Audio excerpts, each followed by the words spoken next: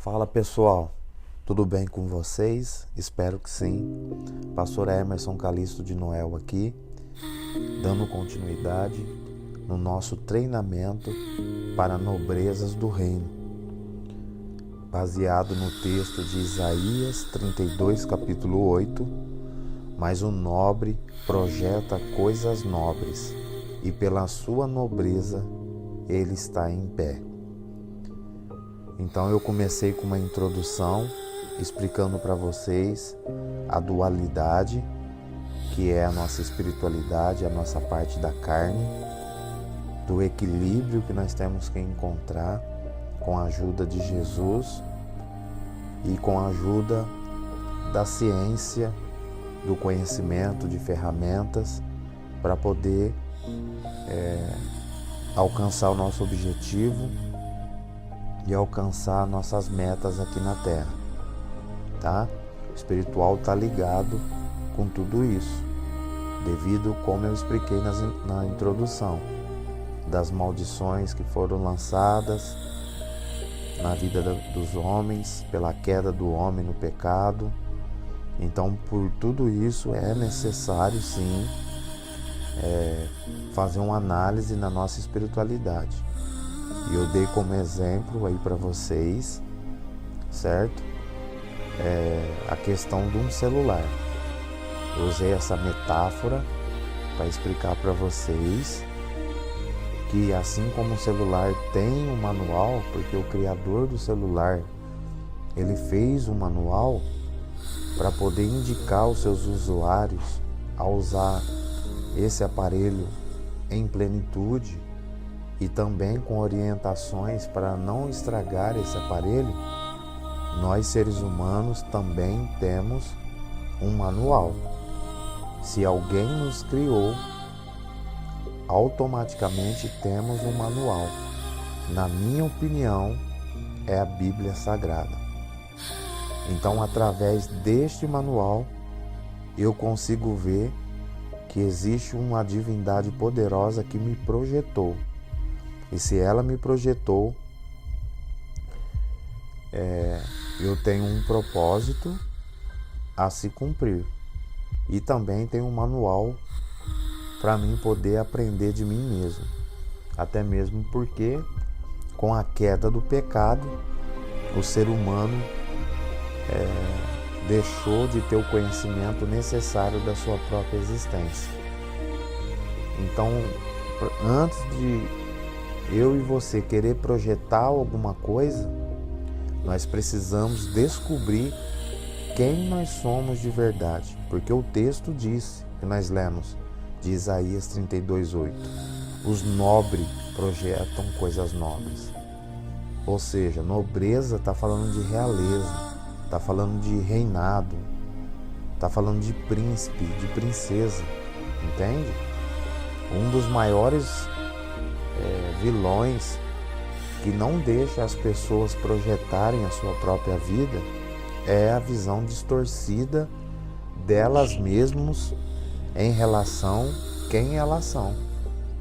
Existe um vírus no nosso espírito por causa da queda de Adão e Eva, que é da escravidão. Então, é um desafio muito grande para todos nós se livrar dessas ataduras na mente, no coração, nos olhos, nos nossos lábios, em toda a parte do nosso corpo. Porque o vírus da escravidão, ele corre e tenta nos parar. Então a primeira coisa que nós vamos fazer nesse treinamento é descobrir quem nós somos, a nossa real identidade. E para começar, eu quero já fazer uma pergunta para você. Quem vocês são? Quem eu sou? A segunda pergunta é: de onde eu vim? Ou de onde vocês vieram? Para onde nós vamos? E qual é o nosso propósito? Então a primeira pergunta eu quero responder ela, com Gênesis capítulo 1, versículo 26. que nós somos a imagem e a semelhança do Criador. Então a resposta ficaria assim: eu sou um príncipe, filho do Rei Jesus, sou a imagem e a semelhança do que há no espiritual. Tá certo, pessoal? Então, quem você é? Você é um príncipe ou uma princesa, um filho ou uma filha de Jesus, certo? Que tem fragmentos da sua imagem e da sua semelhança. Ponto final. Você é isso. Por isso você é um nobre.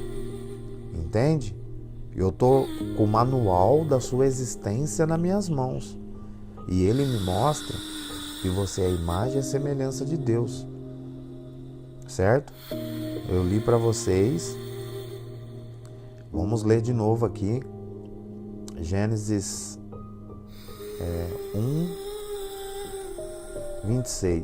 Está escrito assim: e disse Deus: façamos o homem à nossa imagem, conforme a nossa semelhança, e domine sobre os peixes do mar, sobre as aves dos céus, sobre o gado e sobre toda a terra, e sobre todo o réptil que se move sobre a terra.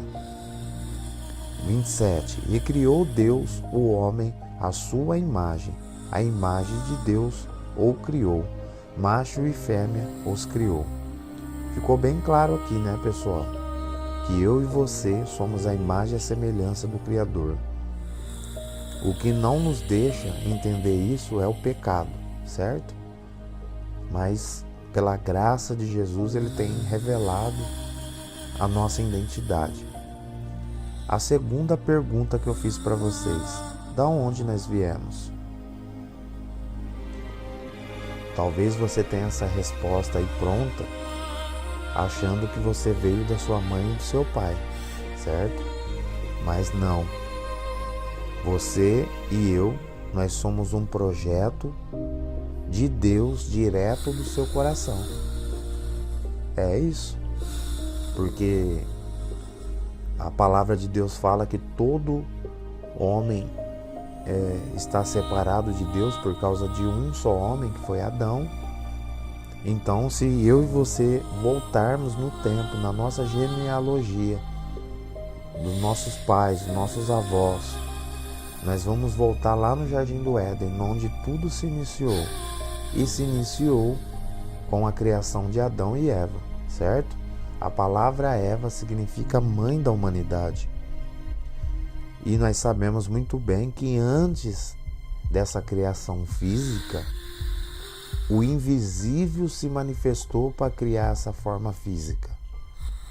Então, na onde você estava? Você estava no coração de Adão e Eva. Na onde Adão e Eva estavam? No coração de Jesus Cristo, nosso Senhor. Então, é bem maior do que nós pensamos o nosso propósito. Você não veio do seu pai e da sua mãe. Eles foram um instrumento para manifestar um projeto de Deus, do coração dele aqui para a terra. Você veio de Deus, certo? Do coração dele.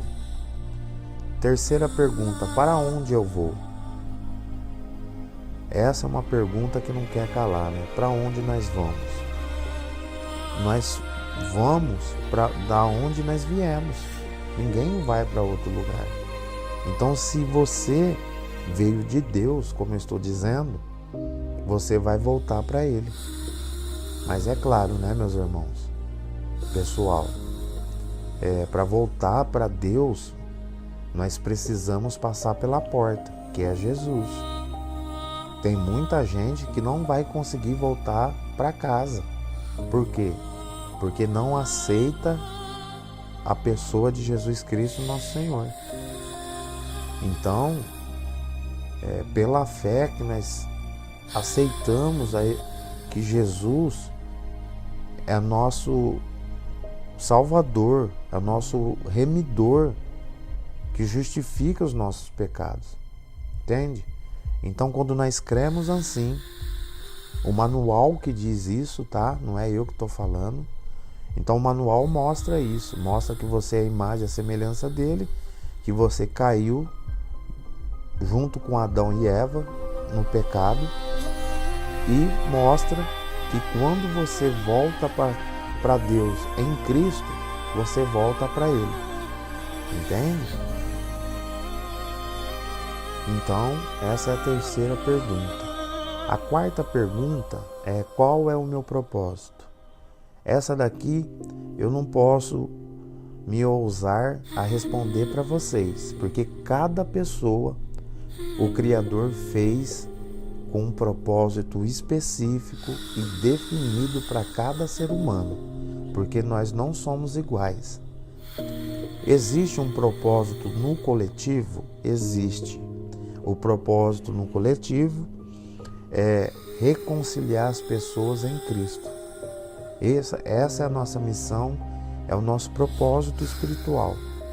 Mas tem outras esferas que vão se manifestar depois de você compreender essas três respostas que eu acabei de te dar. Você vai ser atraído, sugado para o seu propósito. Então fica tranquilo. A clareza do seu propósito, ela vai aparecer, tá?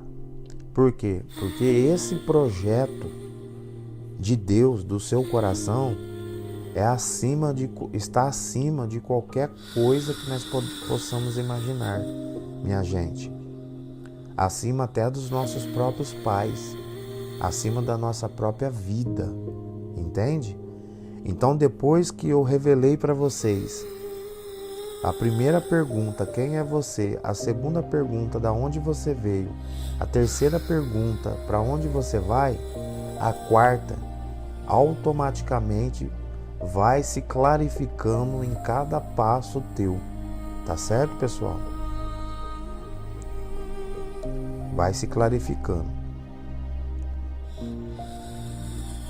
Então é isso que eu queria deixar para vocês nessa primeira aula, depois da introdução, definindo a minha identidade. Tá certo, galera? Deixa o seu like aí, compartilha esse material e medita mais sobre ele.